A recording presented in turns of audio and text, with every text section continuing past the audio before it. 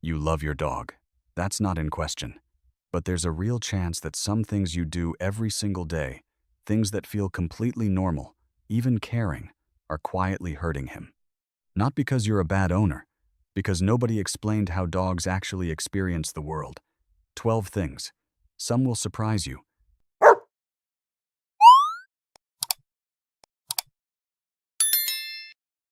Some will make you wince.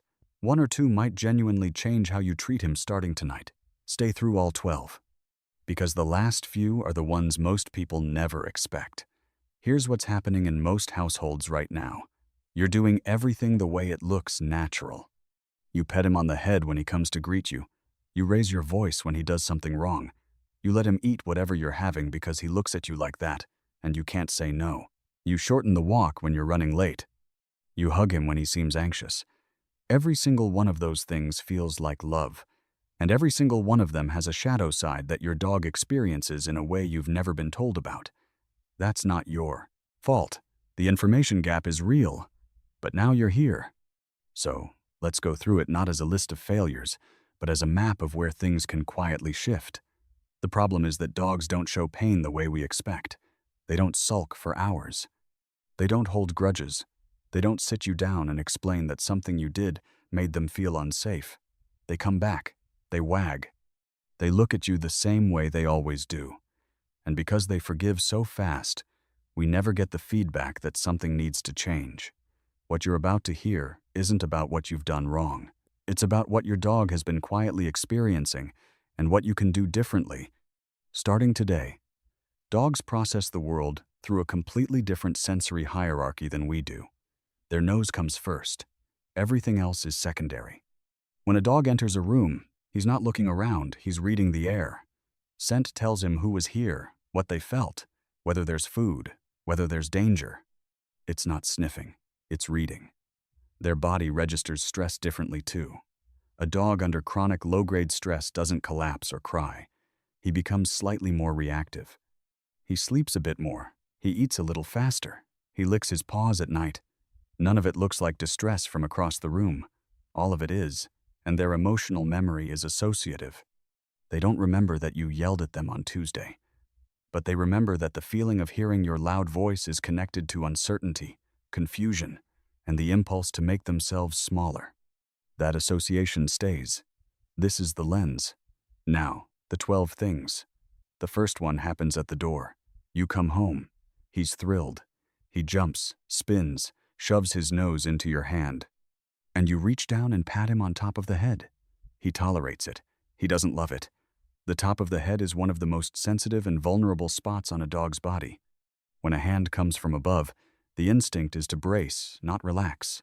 Dogs who truly trust you will accept it. But acceptance isn't the same as enjoyment.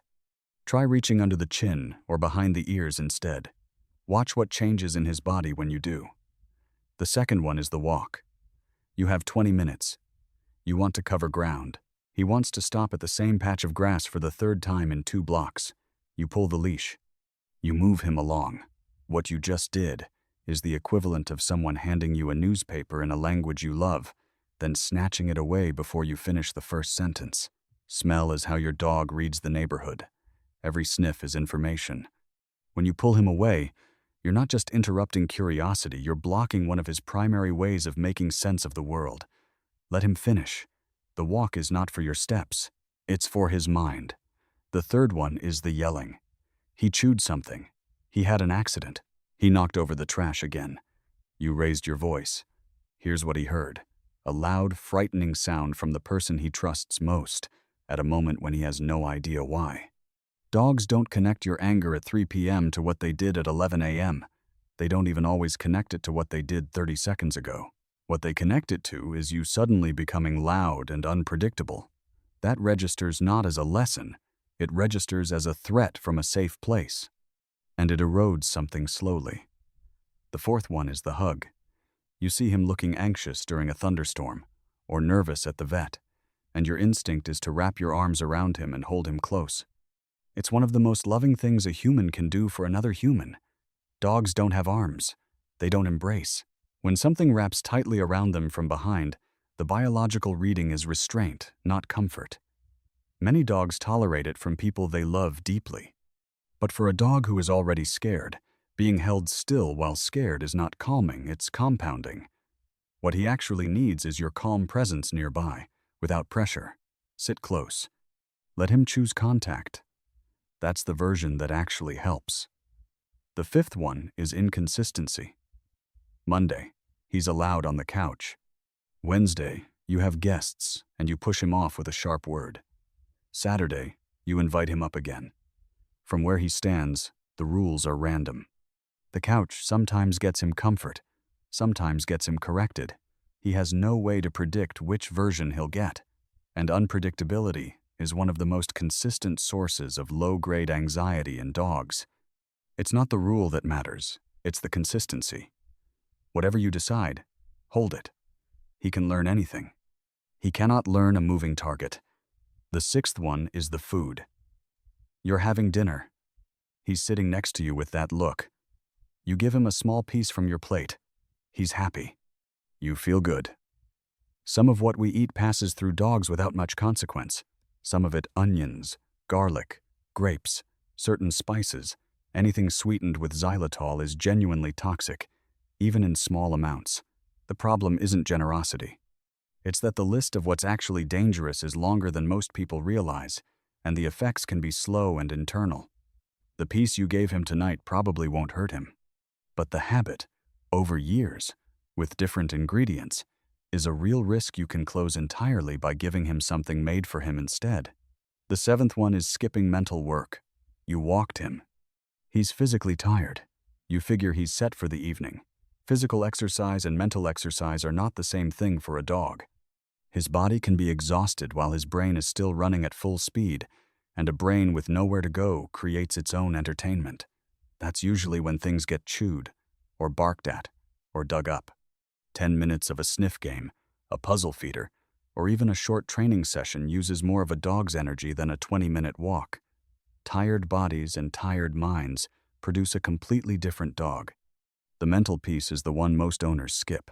The eighth one is the reaction to fear. He's scared of the vacuum. You think it's a little funny he's a big dog and he bolts from a household appliance. You laugh. Sometimes you turn it on again just to see him react. His fear is real. Laughing doesn't register as kindness. Neither does deliberately triggering it. A dog who experiences fear responses repeatedly, especially from a person he trusts, starts building associations between that person and threat. Fear is not a phase he grows out of by exposure. Without a structured, slow desensitization process, repeated exposure to what scares him mostly just confirms that scary things happen here, and there's no reliable escape. The ninth one is the collar. Prong collars, choke collars, anything that applies pressure to the throat to correct.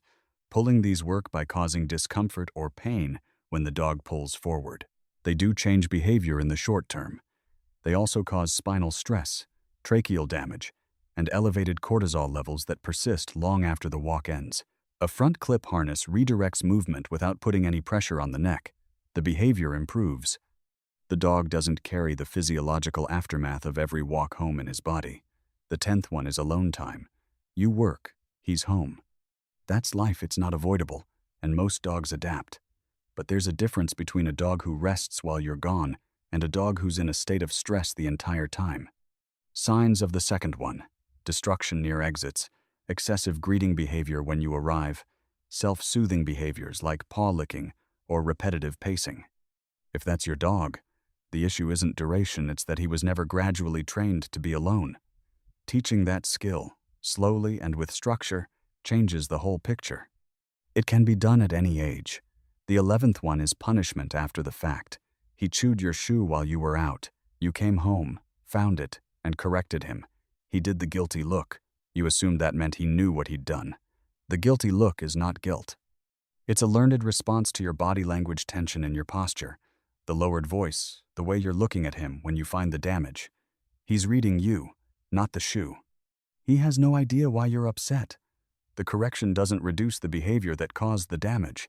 It just teaches him that your arrivals are sometimes dangerous, which is the opposite of what you want. The 12th one is the most common and the hardest to see. It's not giving him enough of you. Not physical presence. Most owners are in the same house as their dog for hours. It's the quality of contact. He's in the room while you scroll. He's next to you while you work. He's there, and you're there, but nothing is actually exchanging between you. Dogs need directed interaction, eye contact that isn't accidental, touch that isn't absent-minded, moments where he clearly registers that your attention is fully on him. Even 5 minutes of real, intentional play or training or just sitting together on the floor changes his day, because to him, you are the whole point. There's going to be a moment, maybe tomorrow morning, where you reach under his chin instead of patting his head, and he leans into your hand in a way he hasn't before. It's a small thing, but it's him telling you something. None of what's on this list requires a complete overhaul. Most of it is small adjustments to things you already do. One at a time, they add up to a dog who moves through his day with less friction, less confusion, less quiet stress, and more of what he was actually built for. A clear, consistent relationship with the person he chose. You came in thinking you might learn 1 or 2 things. Maybe you found more than that. The fact that you watched this says everything about the kind of owner you are. You wanted to know. Most people never ask the question. Now I want to ask you one. What's the one behavior your dog does that you've never been able to figure out? The thing you've Googled, asked about, and still can't fully explain. Tell me in the comments. The ones that come up the most, I'll turn into a video. See you there.